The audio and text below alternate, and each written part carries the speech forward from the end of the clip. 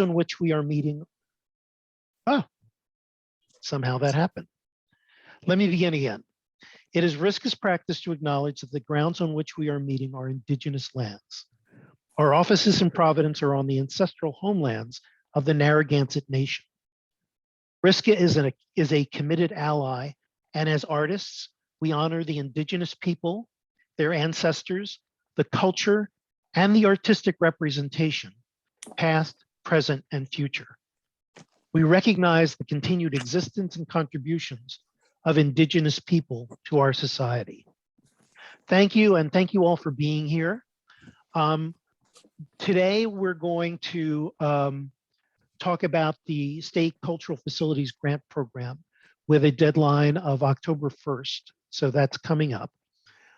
Before we begin, I want to call your attention to the fact that if you go to the bar that for most of you is located on the bottom of your screen and see a box that has CC on it, you'll be able to toggle the closed captioning for this if you so desire.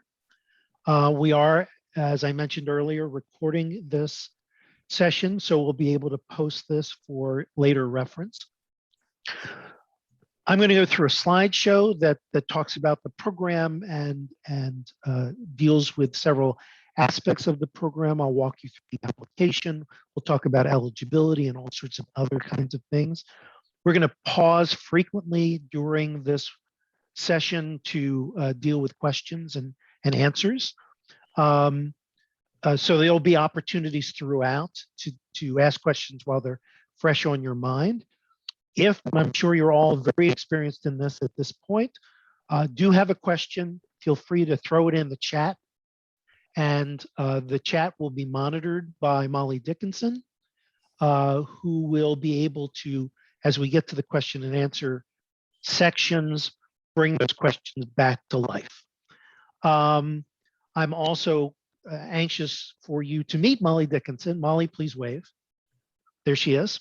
Molly is managing the State Cultural Facilities Grant Program and will be able to respond to questions, comments as you go through the application process. And God willing, as you are supported through this program, we'll help to walk you through the intricacies of getting a contract negotiated and getting funding from the state of Rhode Island. So Molly, thank you for the work that you've been doing in that regard. We also have a couple of our colleagues from the Rhode Island Historical Preservation and Heritage Commission. And as we start to talk about other opportunities through the State Preservation Grant Program, we will introduce them as well. So we all ready to go? I am going to make this hopefully work. Can you all see that full screen? Yep. Great, super. State Cultural Facilities Grant Program information session, Thursday, September 2nd at 12 noon. So why does this program exist?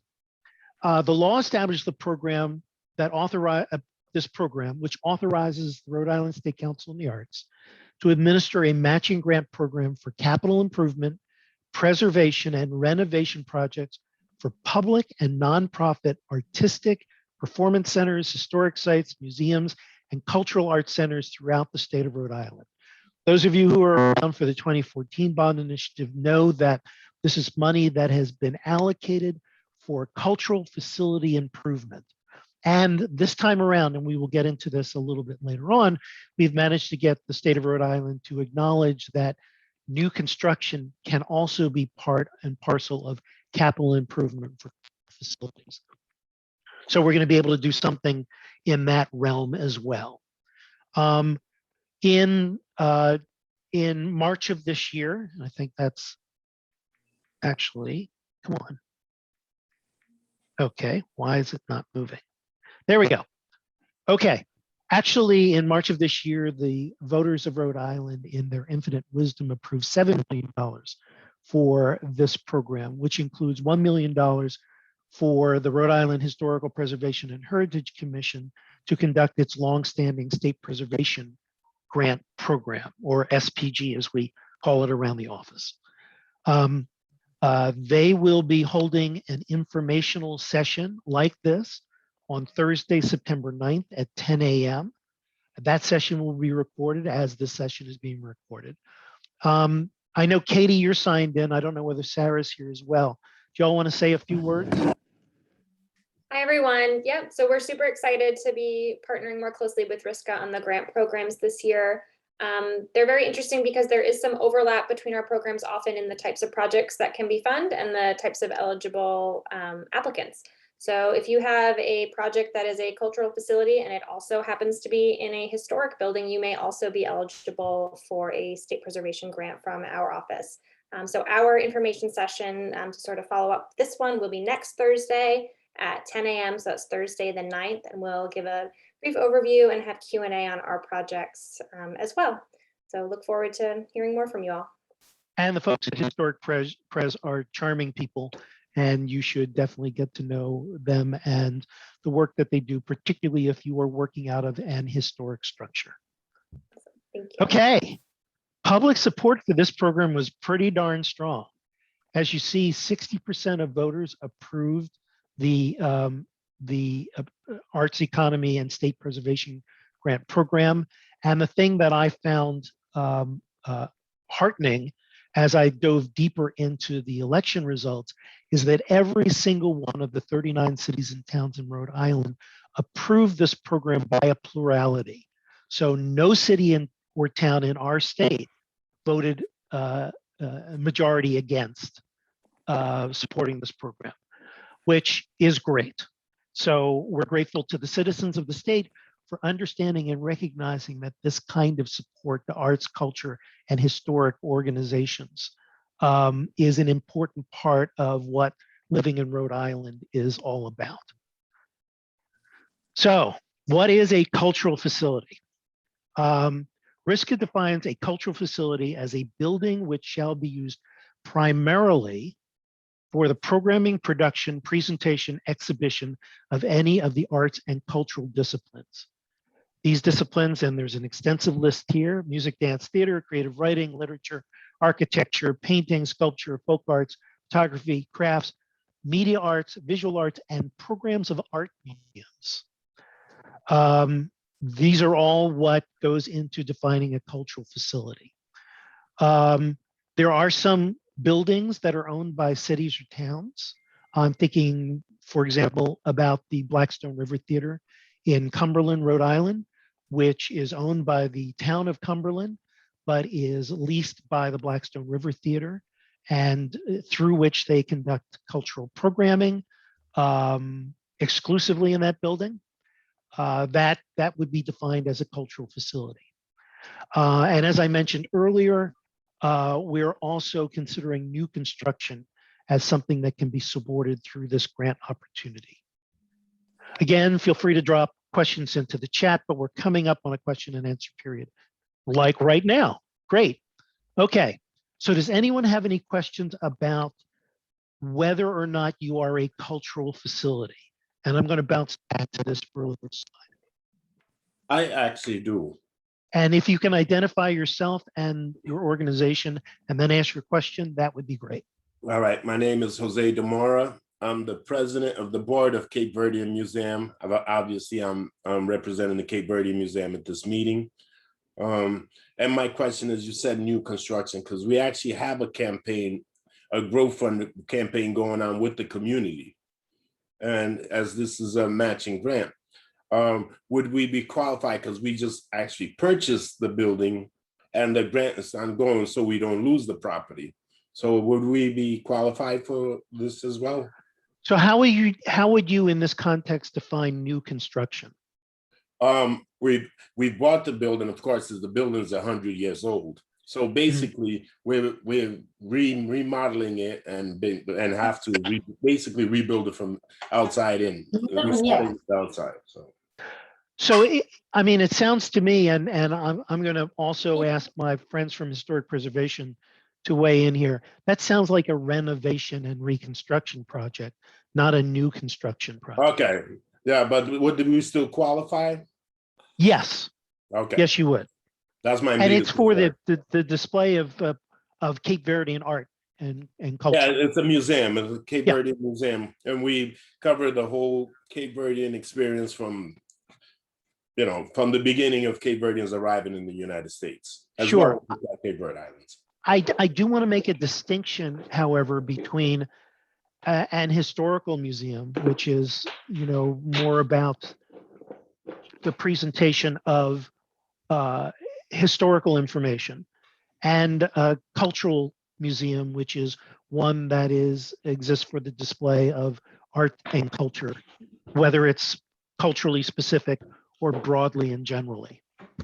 Yeah, as a So- culturally specific. Yeah, And, so that's and we're that's a, constantly including new people in the community as well. So, Right. right. Yeah. Any other questions about cultural facility? Hi, Randy. Can I pop in from the Preservation Absolutely. Commission? Okay. Identify yourself, please. Sure. This is Sarah Zurier from the Rhode Island Historical Preservation and Heritage Commission with the state preservation grants. So yeah, we're very familiar with the work of the Cape Verdean Museum. The one thing we would have to check out for eligibility would be, is the property on the state register or eligible for the state register? So that's something that we can point you to. We have a list, and then we can talk with you further. So feel free to follow up with me or Katie. Thank you, Sarah. Thanks. Yes, go ahead. The person who just raised their hand. Chanavi? Shanavi from the Center for Southeast Asian. My question is, our organization is a social service agency, but we are part of preserving our Southeast Asian culture and heritage. Would we be able to be eligible to apply, whether it be renovation or addition to our building? Is the space that we're talking about focused on the cultural performance, presentation, or exhibition? Well, yes. So we need a cultural space, not a culture, a community space that it's big enough so that those activity can take place, because the space would be good enough or large enough to be able to perform and do that. And would its primary purpose be for the presentation, rehearsal, presentation, performance of art? Not necessary primary, because we're a social service agency, so the space would be using with other sorts of cultural social service as well. I think this is something that we probably should sit down and talk a little more in detail about. If the primary purpose for the space is a meeting room or meeting facility, it would be a less competitive kind of application than if it was a space that was geared mostly toward the performance or presentation of art. So that's something that we probably should have a deeper conversation about. Does that make sense? Yes, thank you. Okay. For that explanation. Great. Other questions before we move on? Okay. Let's see if we can move on. Okay, what we encourage. This is not an exclusive list. These are some things that we think are a high priority within a program like this. The first is projects that remove barriers to attendance and participation of people with disabilities. So projects that ensure greater wheelchair access to cultural facilities, acquisition of equipment for captioning, audio description, and assistive listening. Projects from organizations that represent historically marginalized communities or constituencies in their mission, programming, staff, leadership, and board. So for example, BIPOC, Black, Indigenous, people of color centered organizations, or organizations that are led by and serve people with disabilities, or projects where applicants can demonstrate that the funded project will have a positive impact on employment and the local economy once the project is completed. So one of the motivating factors, certainly for the governor and the General Assembly, is that these are investments in communities that return on that investment, and that if we're funding something, there should be some way to measure and demonstrate that the economy has benefited from the investment into this project. More people employed, programming expanded, the educational opportunities have been created. All those kinds of things are strengths and things that we can encourage through this program. But again, this is not an exclusive list. Finally, the infamous what we will not fund. And I'm going to quickly run through this, and I'm sure there may be some questions. We don't fund projects where we're just dealing with general maintenance. Projects that consist only of landscaping or site improvements, generally not funded. Pre-development or planning, such as historic structure reports, master plans, and architectural studies, tend not to be funded. They may, in some instances, be folded into the project itself, but if you are asking just for that part of the project, it will not be supported. We are not going to be funding the acquisition of collections. We're not going to be funding administrative costs or operating support. The costs of putting together an application are not funded. Some of these are sort of clear. Costs associated with application preparation, which is sort of what I just mentioned. We certainly don't provide funding for the cost of lobbying. Costs associated with bad debts or contingencies. Somebody wrote to me the other day, is there a good debt? Well, in this case, bad debts are debts that you haven't paid. So, and you get extra costs associated with it. Or any of these sorts of charges are not things that we would fund. We don't fund costs for travel, entertainment, food, beverages, scholarships, that kind of thing. We also don't fund projects that are exclusive, which means that they are private or you cannot go to them unless you're a member of a club or an organization. We particularly don't fund projects that are exclusionary of people on the basis of sex, race, creed, national origin, disability, age, or marital status. And we also don't fund things that are re-granting contributions or donations. In other words, we don't give you money to give somebody else money. And I think we're now at any questions. Does anybody have any questions about any of the stuff that I just talked about, which was what we encourage and what we will not fund? I'd like to point out a question that's in the chat from Jonna Spencer. It goes back to the cultural facility question. Does it have to be a building or is outdoor space included? Outdoor space is included. We funded, for example, a project at the Contemporary Theater Company in Wakefield for an outdoor performance space. We also funded a project at Mixed Magic Theater in Pawtucket for an outdoor performance space as well.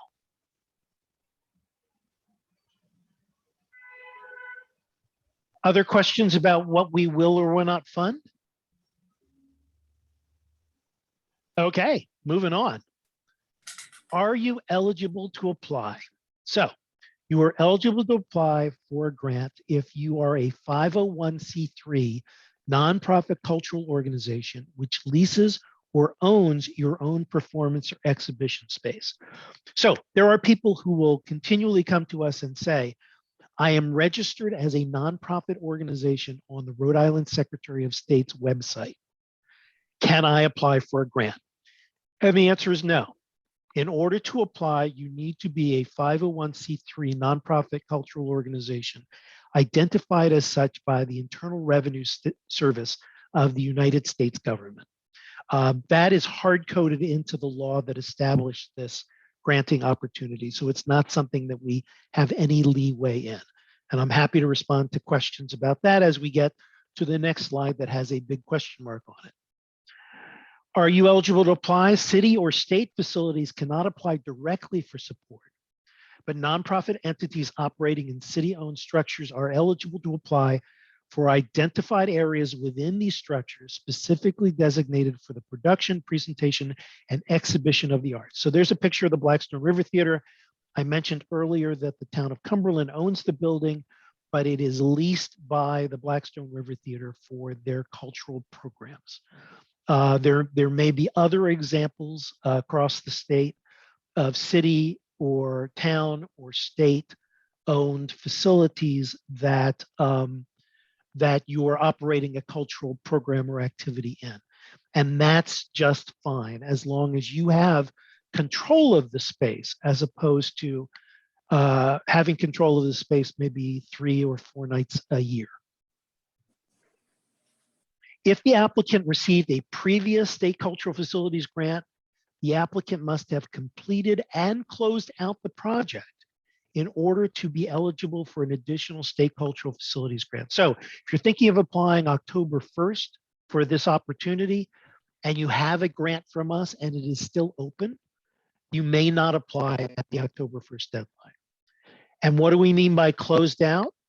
We mean that the scope of the work, including state and matching funds, has been completed, a final reimbursement request has been submitted, and a final report has been submitted to and accepted by RISCA. And I will bet that we have a question mark here. Okay, open for questions about eligibility issues. Randy, I've got 2 questions in the chat here from Yeah. Joe Vincent. What if you are an organization that has both membership and public programs? Can you give us a little bit more on that? Sure, thank you.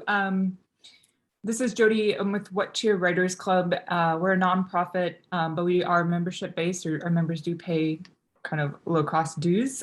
So for our co-working, that's a member benefit only, but we have a lot of public programming. So is there a way to assess if the building is open to the public in some ways, and that, but there's specific benefits for members? Is that a problem in terms of that? It's that not really a no problem. projects? Oh, I'm sorry, Jody. Please forgive me. I'm Go ahead. sorry. In terms of, and this was from your, sorry, I didn't get the question in time, the no exclusive projects caveat. Yeah, I think the rationale here is that if somebody cannot, we all expect that people will pay, buy a ticket to attend performance, become a member in order to participate in, say, the programs at the Providence Athenaeum. That is not an exclusionary position unless there are some people who, by virtue of who they are, their race, their ethnicity, their orientation, what have you, cannot participate. So if you're turning away people for any reason, this is probably not the program for you. But if anybody on the street can sign up for one of your programs or activities, then that's fine. And if there's a nice balance of open to the public programs and programs for members, that's fine too. Thank Does you that so make much. sense? Yes, thank you for clarifying that. Appreciate it. Okay. Okay, question from Wickford Art. Is there any problem if the organization owns the building but leases the land owned by the town in this instance? Owns the building but leases the land belonging to the town. I don't quite know what that means. It's a long-term lease. The building was constructed by the organization. We own the building, but the land itself is owned by the town, and it's a long-term lease until currently 2035. So great question. Let me actually give the rationale here for owning versus leasing. And there'll be more information on this as we move forward. The state of Rhode Island is going to be investing in these projects. Typically, the state has nothing to do with leased spaces, but in putting this program together, we were adamant that there were any number of arts and cultural organizations that don't own but rather lease their space. The concern that was raised as this program was first developed back in 2014 is that the state puts, let's say, $100,000 into improving a facility where the arts organization is tossed out the year after the improvements have taken place, and the landlord now has an improved space that they can rent to a law firm. So there needs to be some protections involved in this category. If you are leasing the space, we ask that you be involved in a 5-year lease with an option for an additional 5 years, and that your landlord also buy into this application process. So the landlord understands their responsibilities for maintaining this as a cultural facility beyond, you know, the time when the improvements are taking place. So I'm not sure that in the case of the Wickford Art description, the nature of the land itself is as much an issue as the building. Does that make sense? Wickford Art? Yes, thank you very much. Okay, great. Any other questions about eligibility? I have a question, Randy. Go. Hi, this is regarding Teatro ECAS. Yes.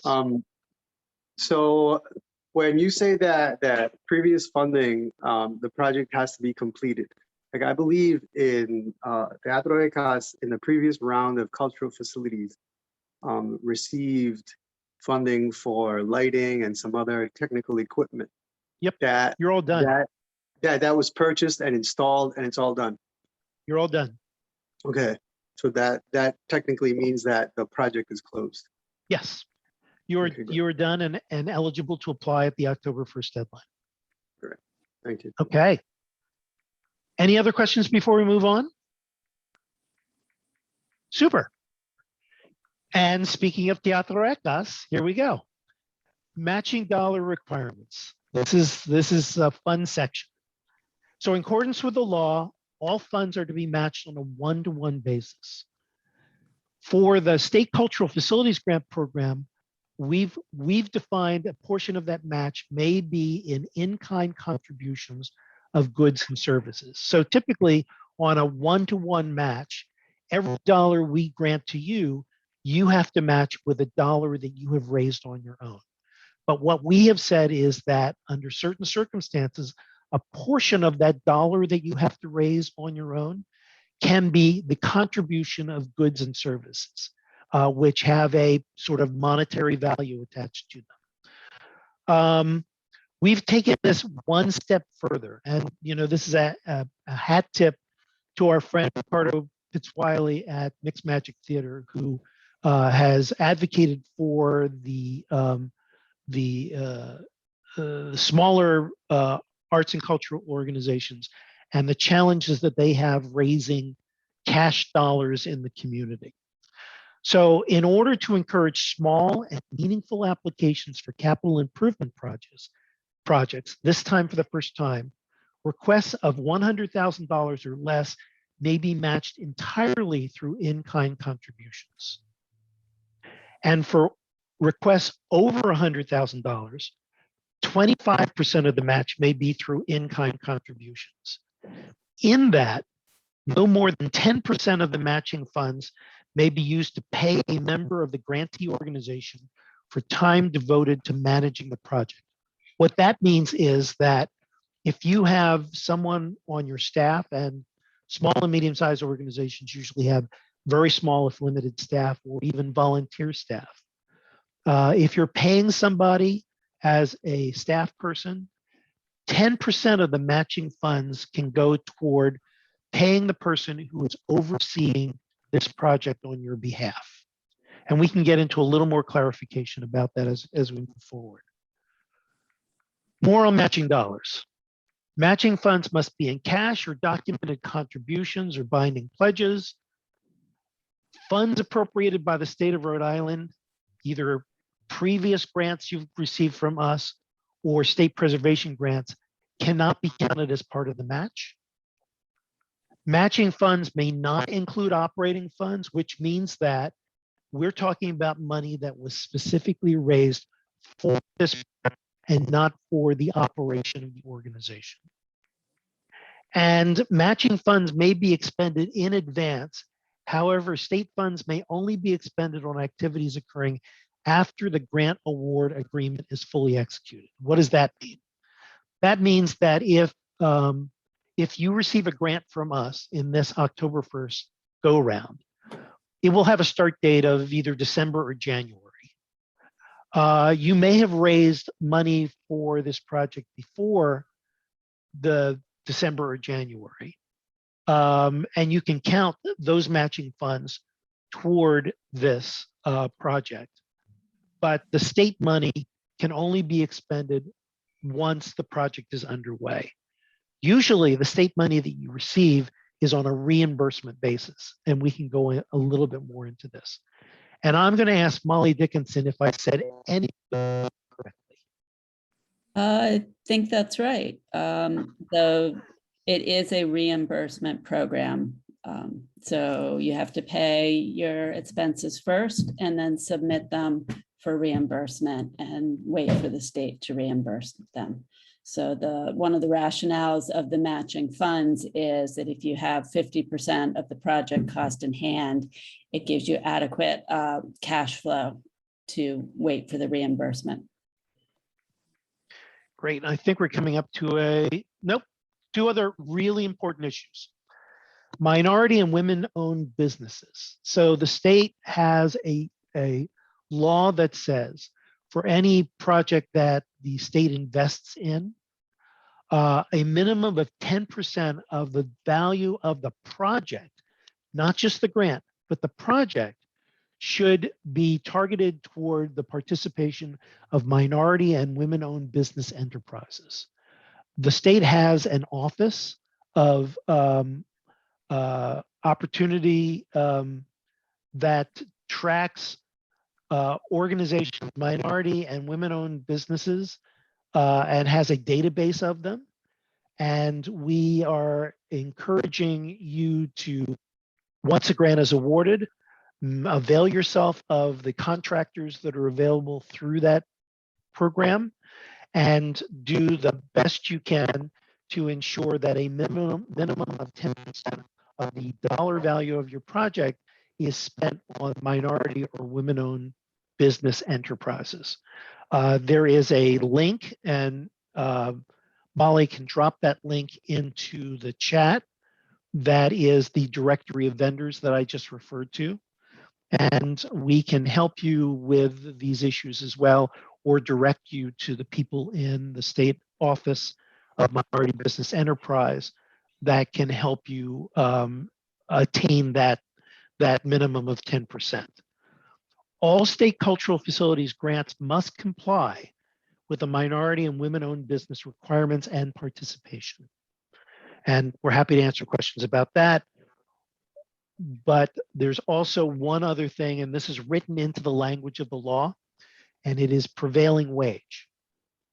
In accordance with the law, any contracts for construction entered into through this granting program shall be in compliance with the state of Rhode Island prevailing wage law. Molly can also drop into the chat this link, which gives you all the information you need about prevailing wage.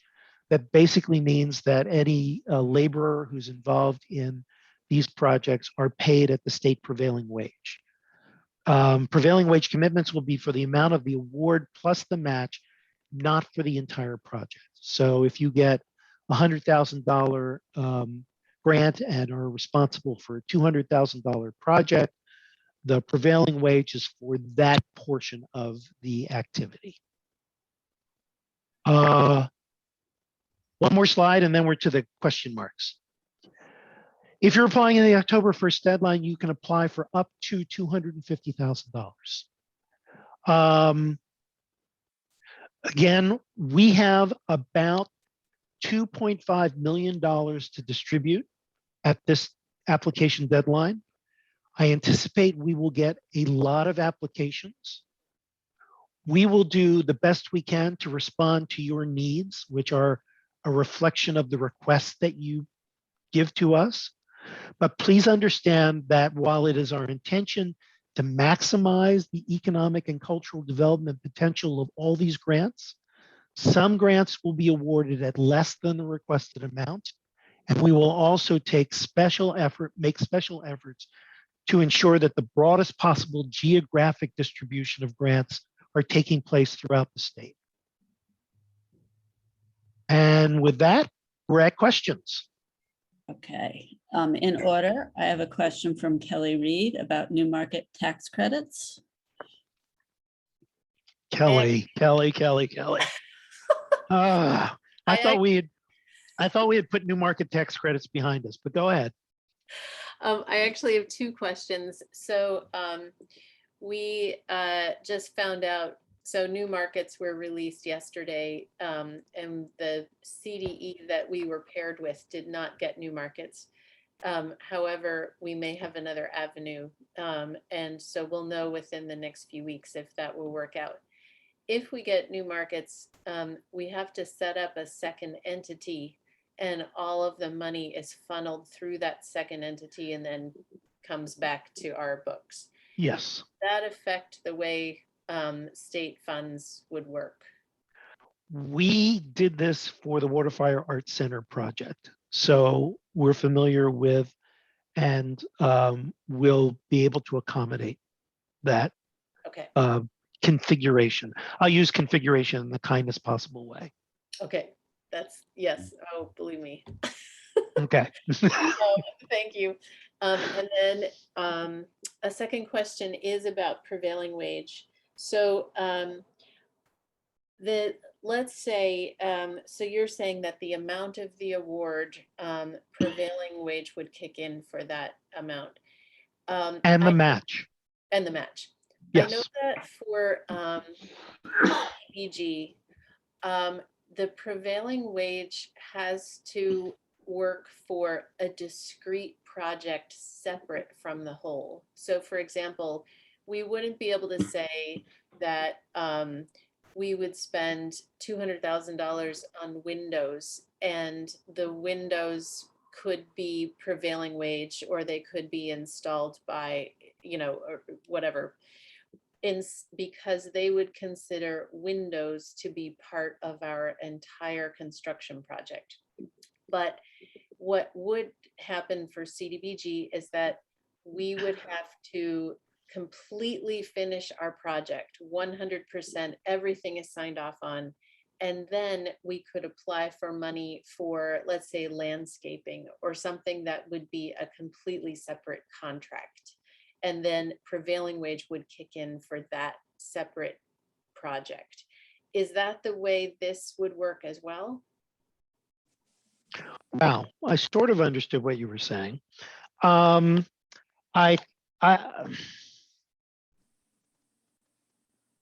I think. Like, Yeah, go ahead. I'll explain it another way. So let's say we got $100,000 from the cultural facilities bond, and then we would match it. So that's $200,000. Our construction project would be going on, but chances are that $200,000 would be part of the entire project we're doing. And CDBG has told us we can't say that $200,000 will just be for windows and window installers. Yeah. Or They're not going to be discreet about it. The cement that's poured or whatever, that it has to be a completely separate and distinct project that takes place after our entire project closes and is completed. I think I'm going to ask Molly to chime in, but I would say that my reaction to that is there needs to be. First of all, are you required under the CDBG requirements to pay prevailing wage? Yes. So isn't this a moot question? No, we didn't get a CDBG grant. Oh, I'm sorry. It's just sorry. hypothetical. So we may apply for CDBG, but because it's prevailing wage, it would affect our entire project, or we finish the project in its entirety and then we do a separate project, like maybe landscaping or something like that. So I guess I'm just wondering if this would work the same way. I don't have a really good answer for this. I'm going to have to think through this a little bit more with you. And Molly, do you have any impressions on this? I mean, what I'm hearing is that both a CDBG grant and a cultural facilities grant are subject to prevailing wage. So I'm agreeing with Randy. It sounds like a moot point, but it also sounds like a very individual situation. You know, if you were to get that funding, and that it's worth, you know, sitting down and working it through if that circumstance were to materialize. Yeah, I like to think we're a friendly and agreeable agency that helps as opposed to hinders. Okay, thank you. Okay. Okay. Any other questions? Yeah. So from Randy, But Kelly, thank you for starting us off with that one. Sorry. From Jody Vinson, how often are cultural facilities funds made available? Is this an annual opportunity? And be able to anticipate when there'll be another round. Would that it was. So 2014, $30 million was made available for cultural facilities program, which we basically spent out over 3 or 4 years. In March of this year, $6 million was made available for cultural facilities. We're trying to do this in one application deadline, but we also included in our request to the state for the fiscal year 2023 budget, a request for a bond initiative in the November of 2022. Sorry about the dates flying all around. The next election, we're hoping that there is a $30 million bond initiative for cultural facilities because we asked for it. Whether we get it or not is another story, but it is in fact in our request. And there are factions who are working to try to get this just basically hardwired into the state budget itself so that every year we would have a couple $1 million to distribute for cultural facilities, but we're not there yet. Okay, and last, next in line, Jose de Mora, would you like to share your question? Yes, this one is about the funding. You said that if we have funding from grants, but I want to clarify. The Cape Verde Museum has nothing from the state or the federal government, but we raised 82,000 within the community from members, businesses, and things. But we also got a grant from a foundation. Would you be able to match that from a foundation since it's not linked with the government? And yes. And just to be clear, the money that you raise in the community, grants from foundations, those are all fine as far as match is concerned.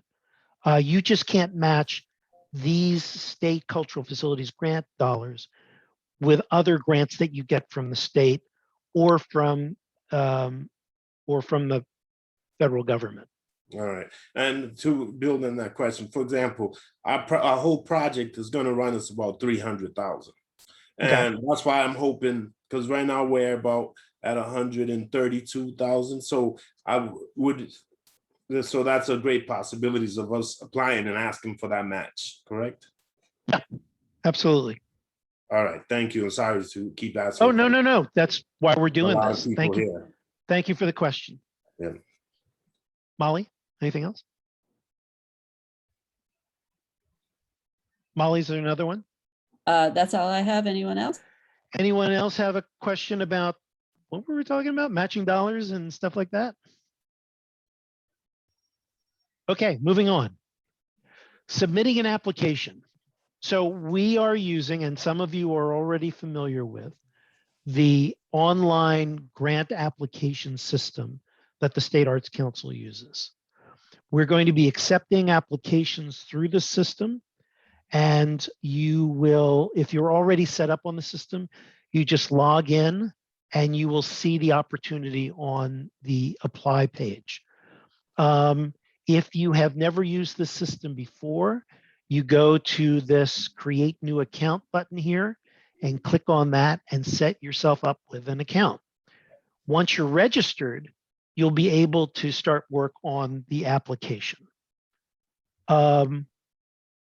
Actually, I should mention, as you're signing up for a new account, you will need, and in order to get a grant from us, you will need a DUNS number. DUNS stands for Dun and Bradstreet, and it is a free number that the federal government requires everyone to obtain in order to apply for grants. So you have to, it'll take 2 or 3 days for you to get that DUNS number. There is information that we have online on how to obtain that number. And if you don't have one, you should start now. Keep in mind that there is going to be some support material that you will need to assemble. And that will include a copy of your IRS 501c3 tax exemption letter, documents of unrestricted use. In other words, if you own the building, give us a copy of the deed, title, or property tax statement to document that. Or if you are leasing, we'll need a copy of your lease agreement. If you are leasing, we're also going to ask you to fill out a consent form that's signed by both you and the property owner. And Molly, if you're able to drop a link in to that form, that would be great. Put that in the chat. We're also going to want financial information, including the most recent copy of your IRS 990, income statement and balance sheet or other financial reports, a board list along with affiliations, meaning here's your board member and who is this person, resumes of key project personnel like project managers, general contractors, architects, fundraising consultants, etc. We love to see 8.5 by 11 inch reductions of architectural plans, if that's appropriate, and a timeline for your project, including the scope of work accompanied by dates when you expect each of those items to happen. Optional material that you may want to start gathering include photographs, supplemental or expanded budgets, flyers, brochures, newspaper articles, plans for sustainable design, so on and so forth. We assemble a panel that reviews applications and makes recommendations to the Arts Council Board on grants to be awarded. Each eligible application will be evaluated on the following competitive criteria, with 100 points being the highest score you can get. So going through the three areas of principal review. First is the need for the project. 1 to 30 points will rate the need for the proposed capital improvement. Applicants will be judged on the quality and completeness of their plans and on the strength of the case they make for how this project will advance the work of the organization and their community. The next one is project impact, and these things are in the law itself. So we're responding to what the General Assembly has asked us to do in reviewing these applications. Project impact. What's the impact of this project on the local or state economy, as well as to the cultural vitality of the community in which you live and work, and its ability to engage current and potential audiences? We will consider, as we're going through this, the geographic location, because we are a state arts council and want this money to be distributed throughout the state of Rhode Island. We're particularly interested in the impact that this project will have on underserved parts of your community. In particular, projects that increase access or engagement with historically marginalized communities or constituencies. And by that, we're talking about Black, Indigenous, person of color led or serving organizations, or organizations that serve people with disabilities. They'll receive additional consideration. And you'll be judged on the case that you make in addressing all of these issues, the impact of this project. And finally, the capacity to succeed. How strong a case are you going to make that this will actually happen?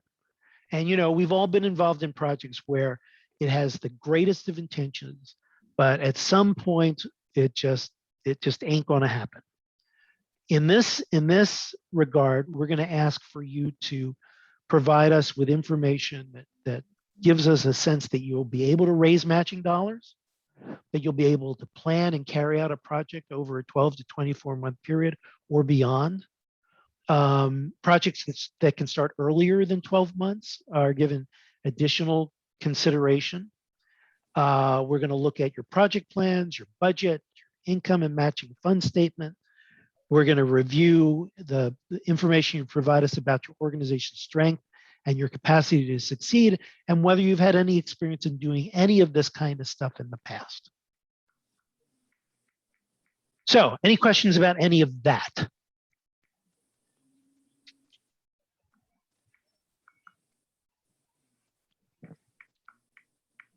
Are you all overwhelmed by that? That's perfectly understandable, by the way.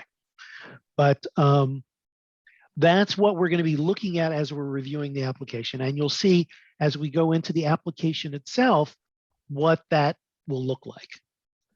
So let's walk through the application. This is what you will see when you click the apply button when you get into our grant management system.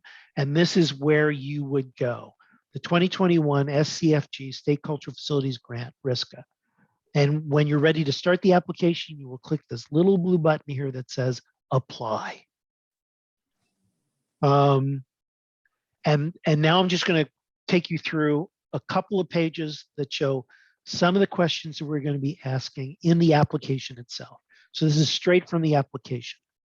We're going to ask, are you a 501c3 organization, nonprofit organization? If you click no here, that's it. You can't apply because you have to be a 501c3 nonprofit organization. Are you a cultural facility? We went through all that definition before. You either answer yes or no. If you answered no, but you are in an historic structure, you may want to consider, and there's a link to the Rhode Island Historical Preservation and Heritage Commission State Preservation Grant Program, and you may want to take a look at that as well. Do you own the facility or have a long-term lease? Do you have a landlord commitment? That's the form that we were just talking about that I think Molly put a link in our chat for that. Basic information, project overview, name of the project, nothing extensive or fancy, restoring museum space or something along those lines. And then in 1,000 characters or less, provide a brief summary of the project. So just give us a thumbnail of what this is all about. Keep in mind that what you write here is what we're going to be sharing with people when we tell people that you got a grant. How much do you anticipate the total project will cost? And how much are you asking from the State Cultural Facilities Grant Fund? Again, keep matching dollars in mind. Keep in mind that you can only ask for up to $250,000. Project location. So this is sort of important because your organization's address may be different than the address of the building or facility that you're working on. So project location, city or town, zip code, and a description of the entire project. It may be that what you're asking for is the entire project. It may be that what you're asking for is only a portion of the entire project. But this is your opportunity to put that in context. Who are your elected officials? So the project location is where you should go to the Secretary of State's website and get voter information that shows you who the elected officials are for that project location. And you will be asked to include that in the names of those legislators in the application itself. Then project timeline and projected costs. This is where you look, you download the RISCA project budget template, which I will walk you through. And then when you have filled it out and saved it, you will upload it back into our system. We're also interested in projected completion dates for each of the following tasks, if applicable. You may not know this. If you do, just put a date in. When do you expect planning and design to happen? Identify qualified contractors, select contractors, start construction, finish construction. Any questions? And I'm happy to page back if anybody needs me to. I have a question from Kelly Reed about time frame to expend funds if granted. I think I just read that. So within 2 years. Molly, you want to join in on that because you've been dealing with that a little bit lately? Sure. I think the guidelines say that you have 1 year from the award to actually sign the contract with RISCA for the grant agreement. You have a total of 3 years from the grant award to expend the funds. The guidelines may, at the discretion of the council, grant extensions in 1 year increments up to a total of 3 extensions. And what Randy was referencing earlier is if your project is ready to start within a 12 to 24 month period, or even be finished within a 24-month period, it may receive additional consideration in the competitive selection process. Great, thank you. Any other questions? Okay, moving to my favorite part, which is the budget spreadsheet. And I may ask. I'm sorry, I was scrolling for more questions. Oh, I'm sorry. Jody. Jody, do you want to chime in with your question here? Sure, sorry. At what point do you recommend an organization is at in the planning process of a project? If we don't have all the information that for every single like date, and I'm just trying to get a sense of if it's better to wait, since we do have like a projected time to begin a year out. This might be too vague of a question as I'm trying to voice it. I don't know if you want to speak to anything as far as. I think, go ahead, sorry. Nope, you're good, go ahead.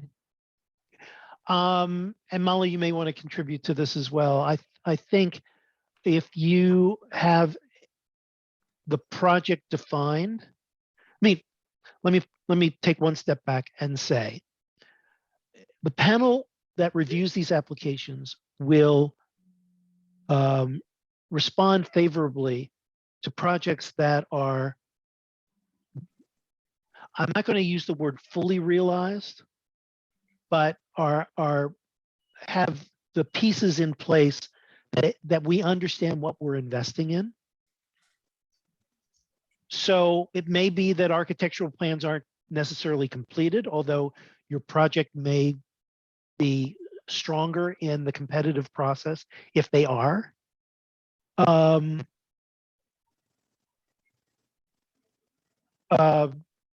Molly, do you want to jump in here? I'm starting to sync.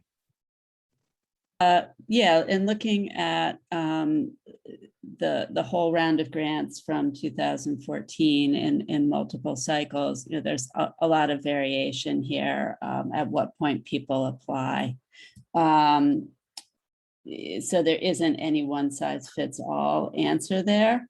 Obviously, more information you have, the more compelling your grant application is going to be. And if you go through the questions in the grant application, it may help you sort that out when you see what is going to be reviewed by the panel. Things like the timeline that's in that grant obviously will get updated as situations evolve. And it's painful to say, but perfectly understandable that you may, as you're pulling this application together, feel that you're just not ready and that it may not make sense for you to apply at this time. I can't guarantee that there's going to be another round of grants, although I'm hopeful and I think that we've demonstrated the value of this to a lot of folks in Rhode Island, given the fact that it passed by a 60% plurality.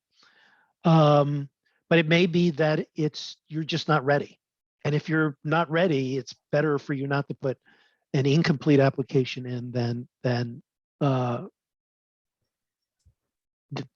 there. That's pretty much what I've said. Does that make sense? Yes, thank you. Sorry for the vague question. That is. No. helpful, though. I'm sorry for the vague answer. So Randy, may Okay. I ask a question? Go ahead. So we're in a historic building, 1855, and it's stuccoed. And every day, 1% of the stucco falls off. Okay. No, like yesterday, the heavy rain, I'm not joking, you know? Yep. No, I get you. And luckily that only happens once a month or we would be gone. So, you know, we were just thinking about getting an estimate from, you know, only 2 people do this from what I can see. And I don't want to do elaborate plans because I don't want to spend. We don't need an architect. And I'm going to give you another example like this. I'm just thinking about finding someone who does this and having them give us a estimate of what it would cost. Is that sufficient or you want something fancy? I think that's sufficient.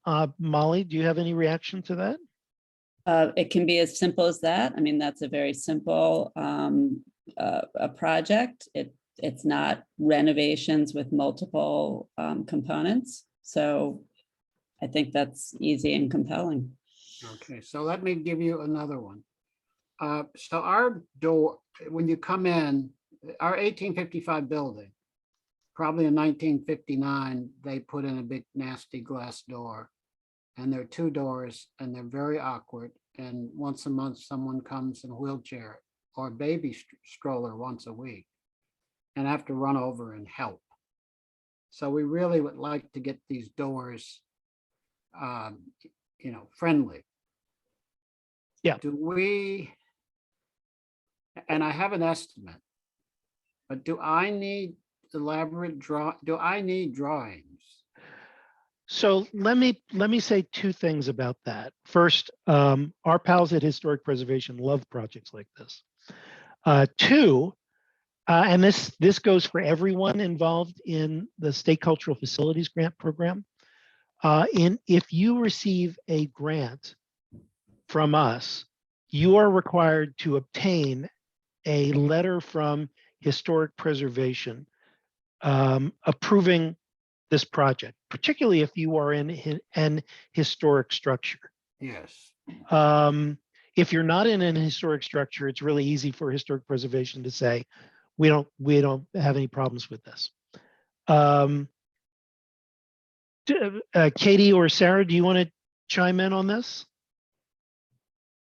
Yeah, sure. Actually, Ray, you and I spoke yesterday about our program as well. So yeah, I mean, if the projects that we're looking for, you know, we obviously also encourage projects that help increase accessibility, but we're also looking for projects that address historic features of the building.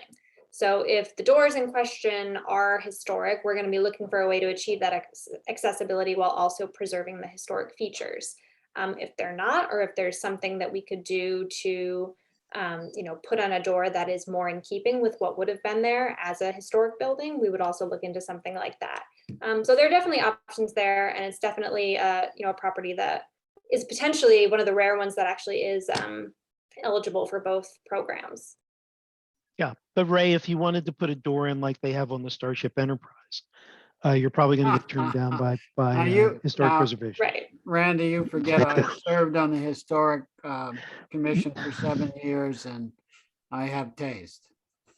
And I was a Historic District Commissioner for 10 years. So You have taste too, huh? yeah.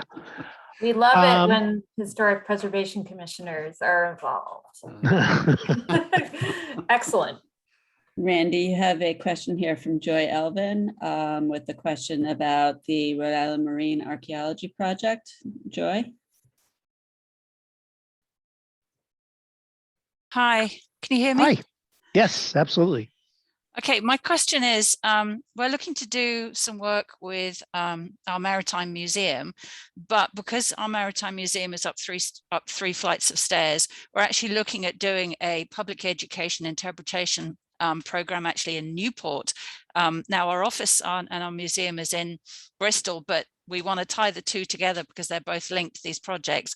So the public interpretation would be in a national park, not a national park, a park down in Newport, overlooking the water. So it would explain the cultural history, the maritime history of the transport fleet, etc. there. So as it's a 2-location request possibly, how do we fill that in? Because in your earlier thing, you were talking about find out who your local state representative is, et cetera, but we're going to be in 2 different locations.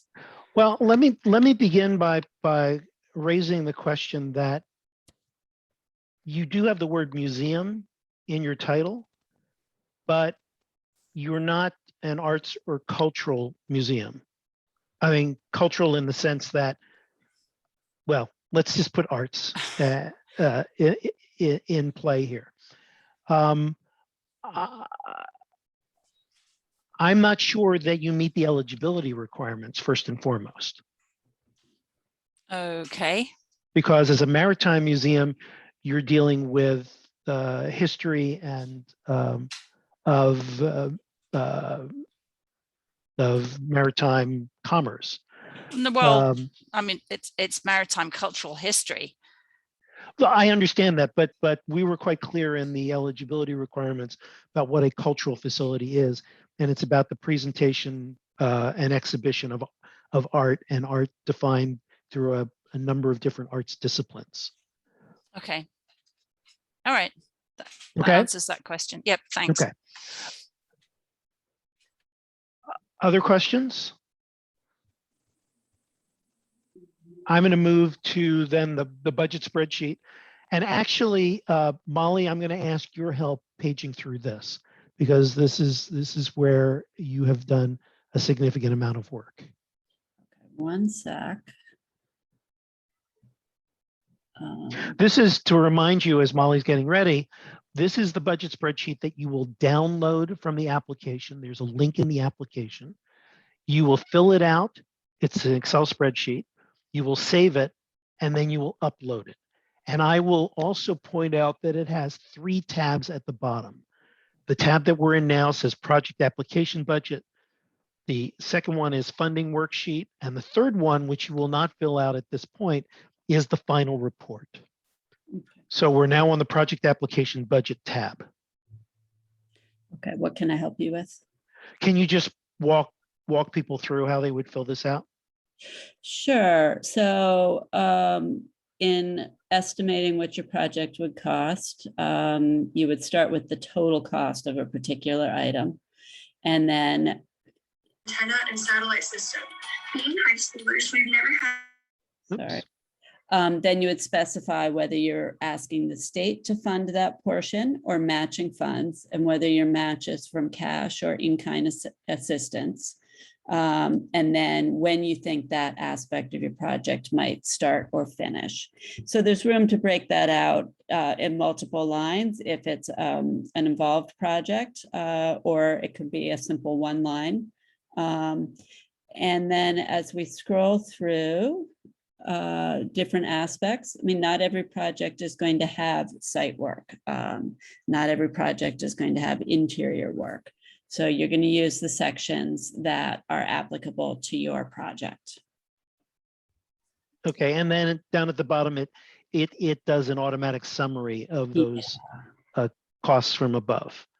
Right. And then the second tab is this one. So this is your matching fund statement. So you're going to fill in these amounts from the previous sheet. You know, what is your entire project?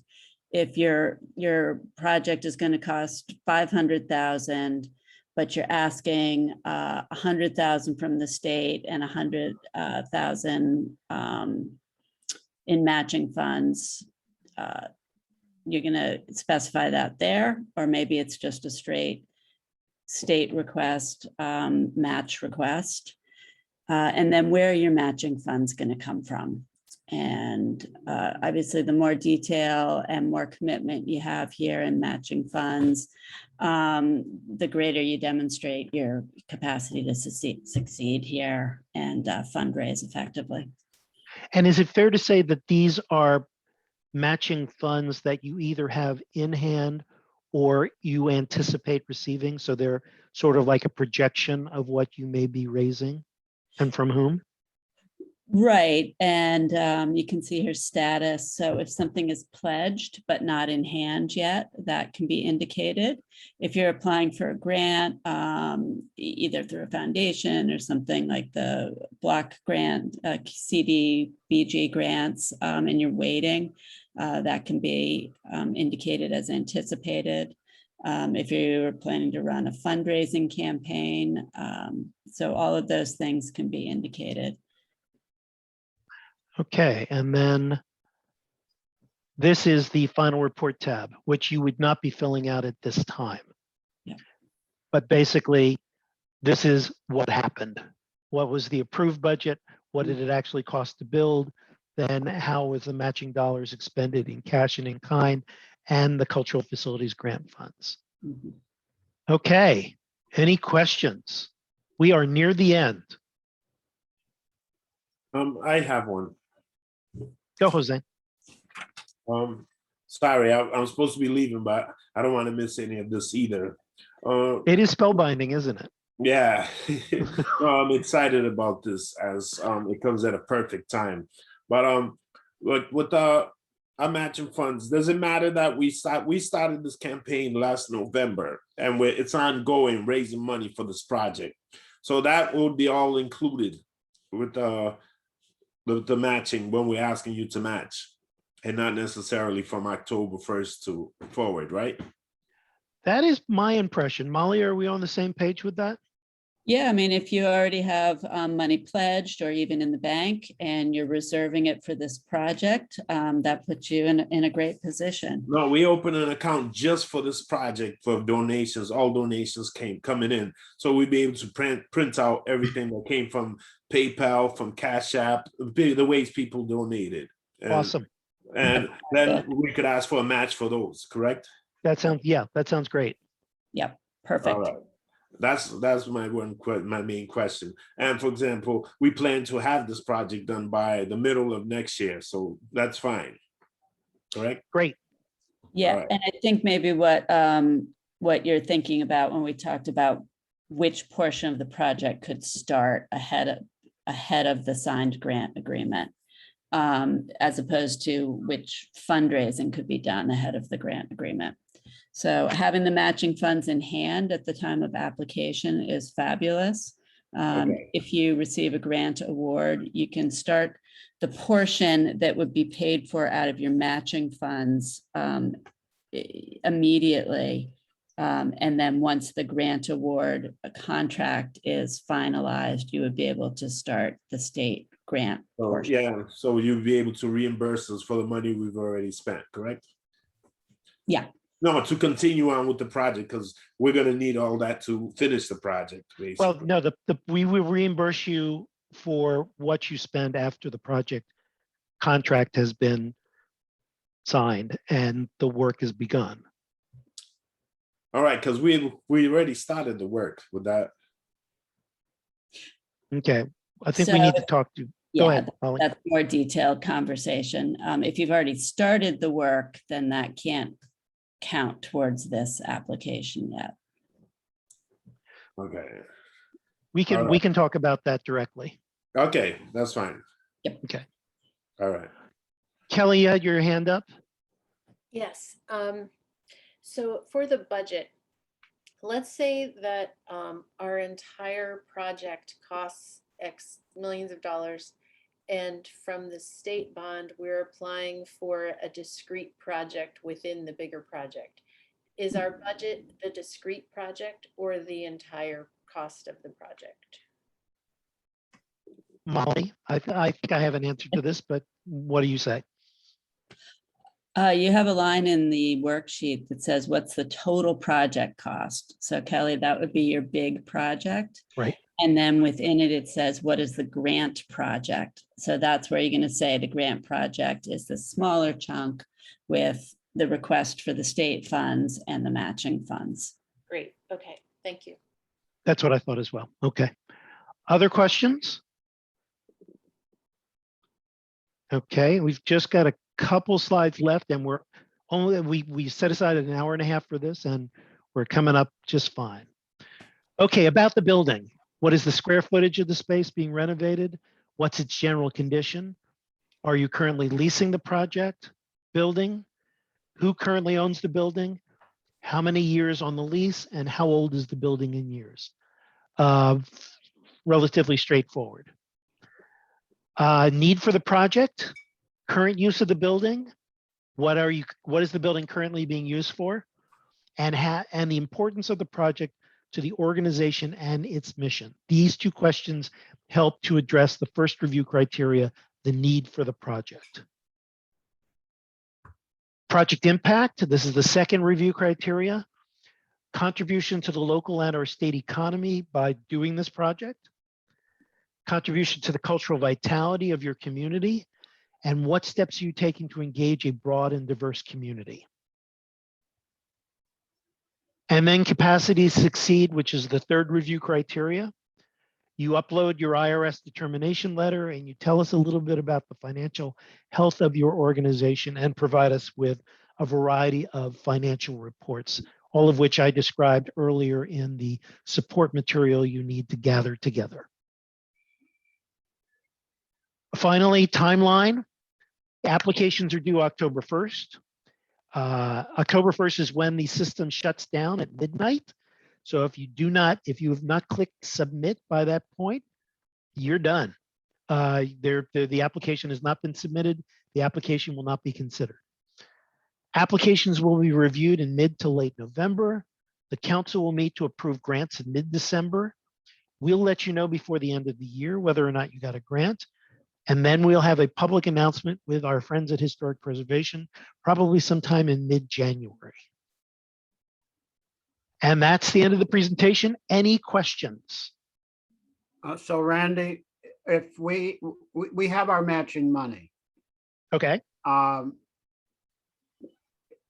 we shouldn't spend any of it until or unless we get notification from you that you're going to grant us, correct? This is based on what you said earlier, that somebody's My already spending their money. My answer would be yes, that's true. Okay. So we'll just delay them. Molly, are you in agreement with that? Yeah, in our guidelines, if you want that portion to be part of the larger grant project, then I would not start it until you receive hopefully notice of a grant award. Okay, probably in January. You'll know by the end of the year. There'll be a sort of formal party in mid-January somewhere in the state where we basically invite everybody and present them with their grant certificate of some sort. It's a lovely event. Thank you. Okay. Other questions? Okay, I'm going to stop sharing. I'm going to say to those of you, actually, there's 20 people here. I hope this has been useful.